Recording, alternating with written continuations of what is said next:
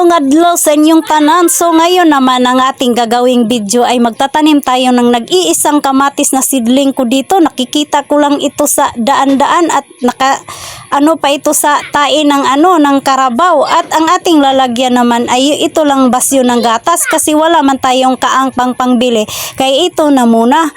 At saka naman nilagyan ko, ginunting-gunting ko yung isig kakilid para pag bisbis na natin ay mayroon naman yung lutsa na ng tubig. Pagkatapos nilagyan ko yan ng yuta para naman matanim na natin ang ating nag-iisang kamatis dito sa aking bukid.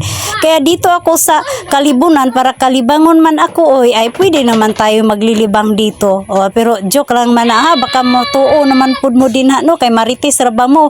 Pagkatapos tapos naman tayo nagtanim ay dinala ko na ito sa dito sa puno ng ng kamunggay ko, yung kamunggay ba natambal ng palahubog, tapos diligan ko para naman maganda yung tubo niya. Ikaw dyan, kung wala kang dilig, magpadilig-dilig ka na dyan para mataba ka na. Og daghang salamat.